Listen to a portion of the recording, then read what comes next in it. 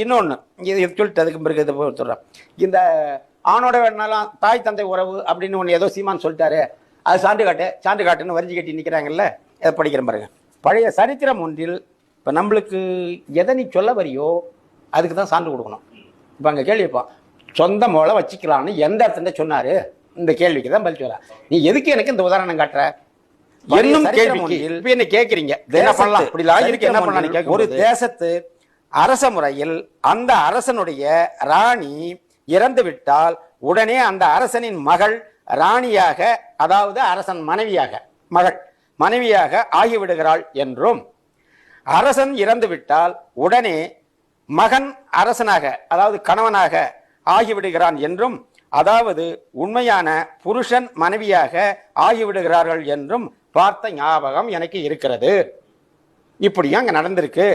இவைகளையெல்லாம் யோசிக்கும் போது கல்வி முறை என்பதும் சொத்து முறை என்பதும் பெரும்பாலும் தேசாச்சாரம், மதாச்சாரம் அல்லது சாதியாச்சாரம், பழக்க வழக்கம் முதலியவற்றை பொறுத்து இருக்கின்றனவே தவிர வேறு நியாயமான நிர்பந்தமான உலகெங்கும் ஒரே வழி துறையான காரியமான முறை கிடையாது என்றுதான் யூகிக்க வேண்டியதாக இருக்கின்றது.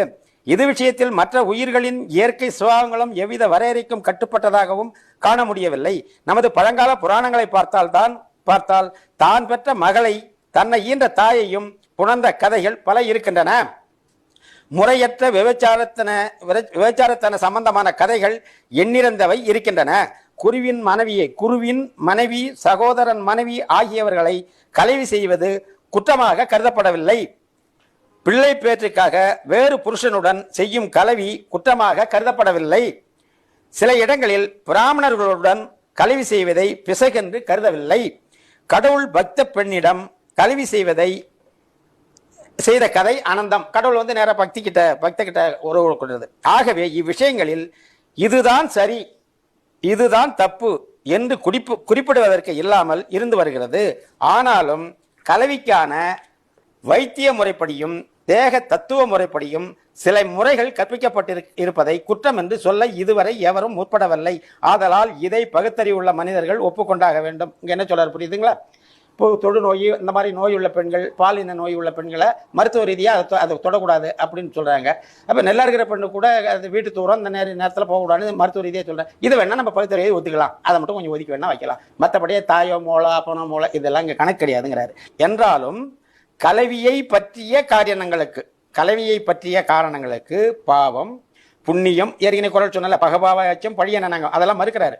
பாவம், புண்ணியம், கடவுள் தண்டனை, மானம் கூட எல்லாம் பார்க்க இல்லை, எங்க கூட வேணாலும் இருக்கலாம். மானம் என்பவைகள் பொருத்தம் ஆகும்படியாக எவ்வித குறிப்பிட்ட ஒரே மாதிரியான முறையும் கண்டுபிடிக்க முடியாமல் இருந்து வருகிறது என்பது மேற்கண்ட விஷயங்களால் கருத வேண்டி இருக்கிறது. இப்போ இந்த விஷயத்துல மான மரியாதை நீ பார்க்க வேணாம், எப்படி வேணாலும் போகலாம். இந்த உறவு முறை அந்த உறவு இல்லை, அப்பா மக கூட தாய் மகன் கூட இப்படிலாம் பல சான்றுகளை எடுத்து காட்டிட்டு இறுதியா இவர் என்ன சொல்ல வராது, இங்கதான் முடியுது. ஆகவே இவ்விஷயங்களை எடுத்துக்காட்டி மனிதன் எப்படி நடந்து கொள்வது என்னும் கேள்விக்கு இப்ப என்ன கேட்குறீங்க, என்ன பண்ணலாம் இப்படிலாம் இருக்கு, என்ன பண்ணலாம்னு கேட்கும்போது பொது அறிவும் ஆராய்ச்சியும் உள்ள மனிதன் என்ன சொல்ல முடியும் என்று யோசிக்கும் போது நான் தான் வேற ஸ்டேட்மெண்ட் கொடுக்குறேன். இப்படிலாம் இருக்குங்க, நான் என்னதான் பண்ணேன், உலக நடைமுறை எல்லாத்தையும் சான்றுகள் சொல்றாரு. இப்ப நீங்க ஒரு கணவன் மனைவி எல்லாம் இல்ல, பல மாதிரி இருக்கு, இப்படிலாம் உலக சான்றுகள் எல்லாம் சொல்றாரு. அப்பா மக கூட இருக்கலாம், இப்ப தாய் இப்படிலாம் இருக்கலாம். இதுக்கு மானம் வெக்கலாம் பாக்குற மாதிரி எங்கேயும் இல்ல. இப்ப நான் இதெல்லாம் கலந்து ஒரு முடிவுக்கு வரேன். என்ன முடிவுன்னு என்ன கேட்டா, அப்ப நான் சொல்ல யோசிக்கும் போது சமயோசிதம் என்பதை தவிர வேறு இல்லை. அப்ப இதுக்கு என்ன பொருள்?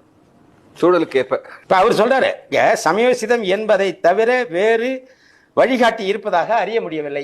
இப்ப நான் இந்த செவி மூலம் கொடுக்கறதுன்னா, இந்த செவி உலகந்தழி மக்கள் கேட்டுக்கின்னு இருக்கீங்க.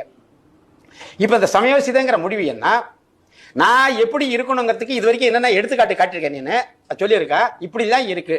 அப்ப இங்க வரையறையே கிடையாது, அதுக்கு வெக்கமான சூடு சோறன பயம் எதுவுமே கிடையாது. இப்படிலாம் உலகத்துல இருக்கும்போது முடிவு என்னன்னா, அந்த நேரத்துக்கு என்ன நீ முடிவு எடுக்கிறியோ எடுத்துட்டு போ.